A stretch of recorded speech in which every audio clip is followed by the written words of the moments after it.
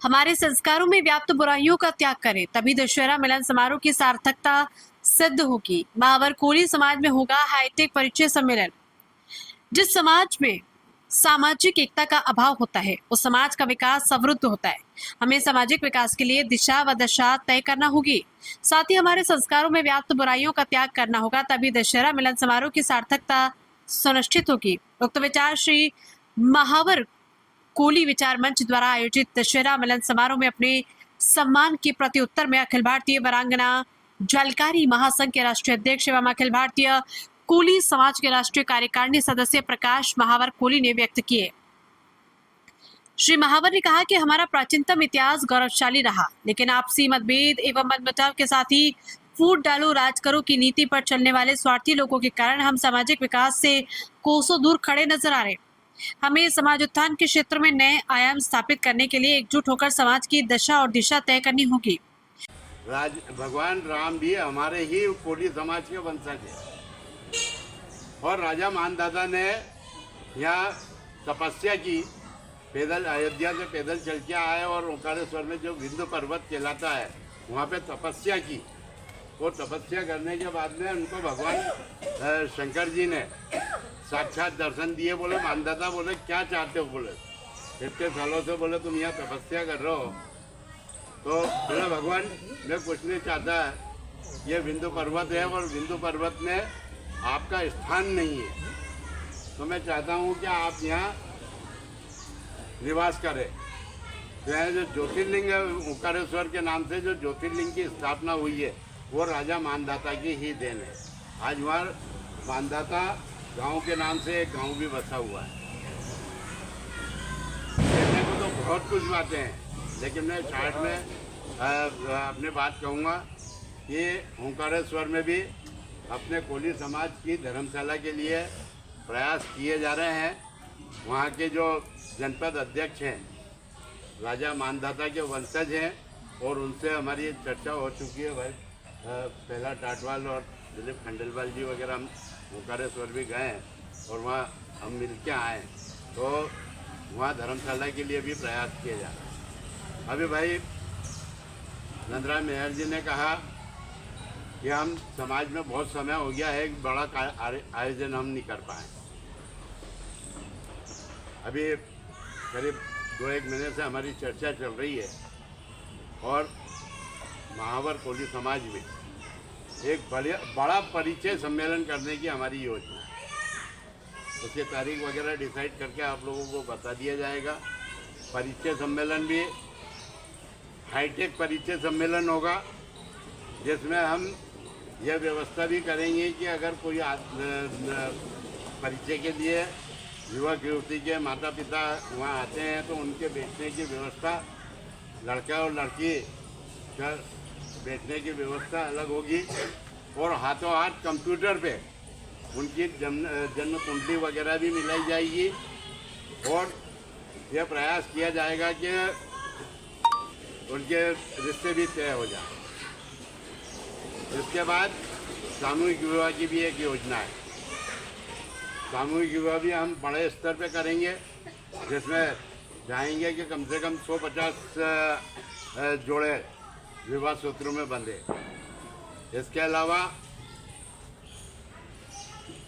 अभी झलकारी भाई की बात मैं बोल रहा था और भाई नंदराम मेहर जी ने भी कहा, विगत 28 साल से आप लोग सब जानते हैं कि विगत 28 साल से अखिल भारतीय वीरांगना झलकारी महासंघ के माध्यम से झलकारी भाई की प्रतिमा इंदौर में लगाने की हम बात करते हैं।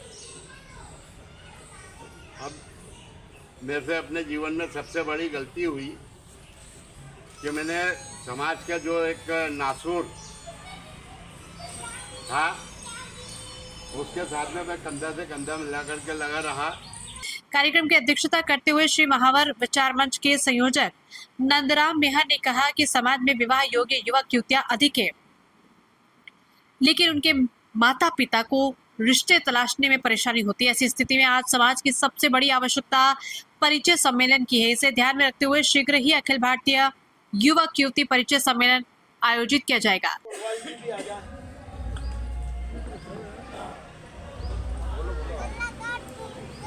बोलो समाज आज के लिए तो बोलो ना। नहीं बोलेंगे ना जब आप।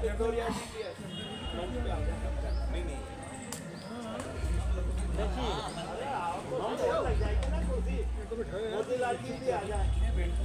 अरे आओ तो पप्पू काटवाल जी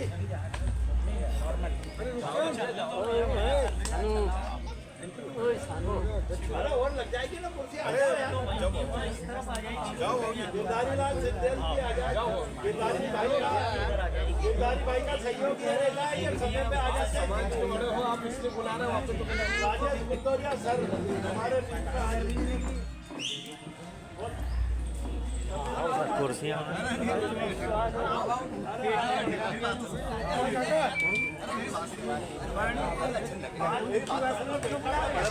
अरे 5 मिनट के लिए बैठो, 5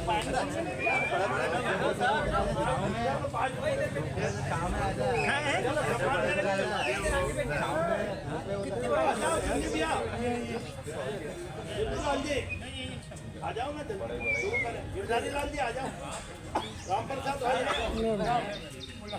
आ जाओ जल्दी। तो रूपचंद चौधरी जी महावर विचार मंच के अध्यक्ष, वो भी बैठे।